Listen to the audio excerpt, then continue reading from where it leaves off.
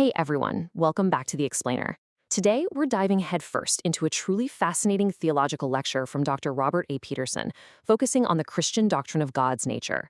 Specifically, we're looking at session 13 of his series on theology proper, which tackles two massive incommunicable attributes of God: his immutability, which is a fancy way of saying his unchangeableness, and his greatness. But right out of the gate, Dr. Peterson's lecture presents us with a captivating paradox about this unchangeable nature, and we're going to break the whole thing down. Okay, let's dive into this. Here is our roadmap for today. First, the attribute of immutability, then the hermeneutical spiral, the translation dilemma, the concept of an infinite yet personal God, the attribute of greatness, and finally, undergirding the gospel. Let's get to it. So here's the massive paradox that hooks us right in. If God is completely immutable, meaning absolutely unchangeable in his character, then why on earth do certain passages in the Bible seem to describe him repenting, regretting, or, changing his mind? How do we reconcile a rock-solid deity with a God who seemingly shifts course? Well, that is the exact puzzle Dr. Peterson sets out to resolve in this lecture. Section 1, the attribute of immutability. Before we can actually solve this paradox, we've got to clearly define our terms.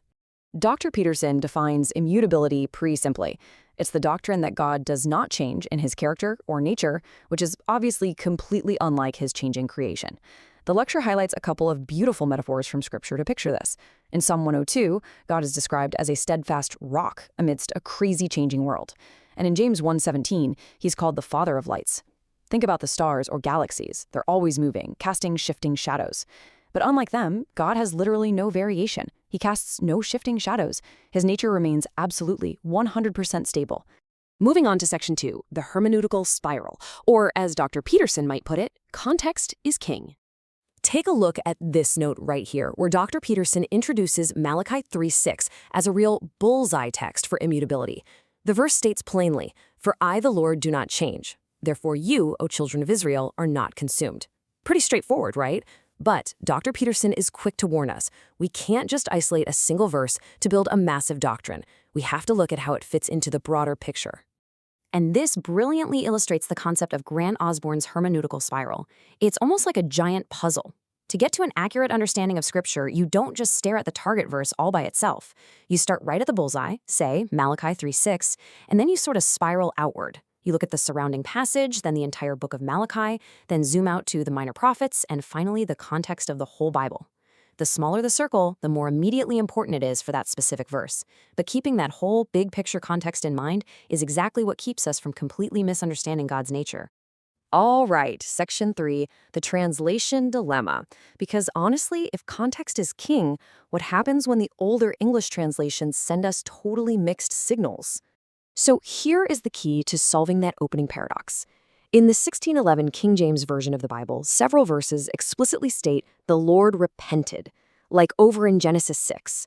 But repenting kind of implies turning away from a mistake or an actual change in character, doesn't it?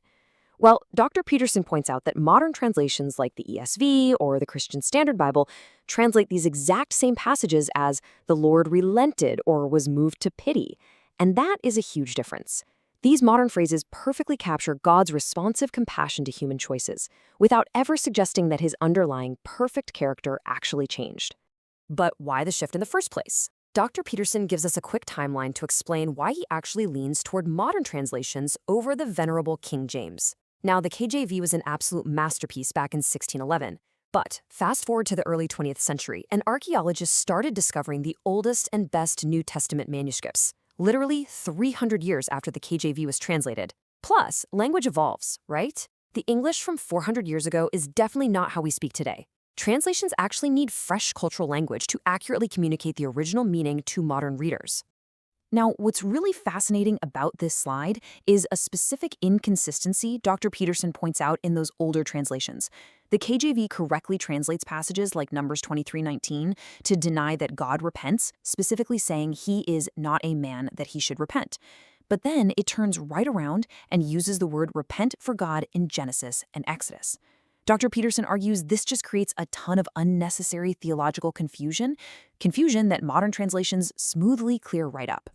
Which brings us to Section 4, infinite yet personal, where we balance out God's complex nature. Here, Dr. Peterson quotes the well-known theologian Francis Schaeffer, who described the Lord as the infinite personal God. It's a really short quote, but man, it holds the absolute key to balancing this unchanging deity with a God who actively and intimately relates to humanity. Let's break down how this builds on Schaeffer's idea. Over on the infinite side, God's character, his goodness, his promises, they remain absolutely constant, unchanging. But on the personal side, God enters into these dynamic covenants with people, meaning there is real give and take. When humans sin, he is deeply disturbed. When we confess, he forgives. So his actions toward us are historical. They respond directly to our behavior. But who he is at his core, that remains entirely fixed. All right, Section 5, the attribute of greatness, looking at his infinite majesty. So what does it actually mean for God to be great? Dr. Peterson defines it as being of utmost significance and just completely beyond comparison. It's his infinite majesty. The lecture uses some really striking imagery here. Think of God portrayed as a royal king sitting way above the circle of the earth. In fact, compared to him, earthly rulers and princes are likened to mere grasshoppers, or even crazier, fragile plants that just wither and get blown away like stubble in a storm. Dr. Peterson draws heavily on the magnificent poetry of Isaiah 40 here to emphasize God's sheer uniqueness, completely setting him apart from the pagan idols of the surrounding nations. I mean, he alone stretches out the heavens like a tent. It's a vivid, beautiful picture of absolutely unmatched sovereignty. And listen, this isn't just academic theology. Dr. Peterson lists some highly practical impacts of understanding God's greatness. When we really recognize his immense majesty, it should naturally lead us to worship him alone, to hold a reverent fear of him, to submit entirely to his sovereign hand, to deeply trust in his covenant faithfulness. And finally, it should inspire us to bear witness of his mighty acts to everyone else. Moving into our final stretch, Section 6, undergirding the gospel. This is the very bedrock of the faith.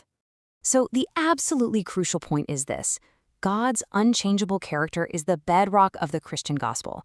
Dr. Peterson asserts that if God's character could somehow change, the gospel would just collapse entirely.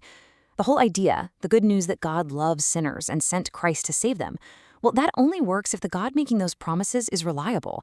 A changing God would literally mean an unreliable salvation.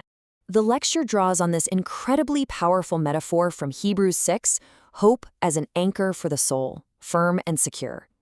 Because God cannot lie, and because he does not change, believers actually have an anchor. Dr. Peterson beautifully points out that the ultimate basis of a believer's final salvation doesn't rest on their own flawless faithfulness, because let's face it, we fail, but on God's unchangeable character. He saves and he keeps. Which brings us to our final thought. We started this explainer with a paradox, and we're ending with a practical challenge.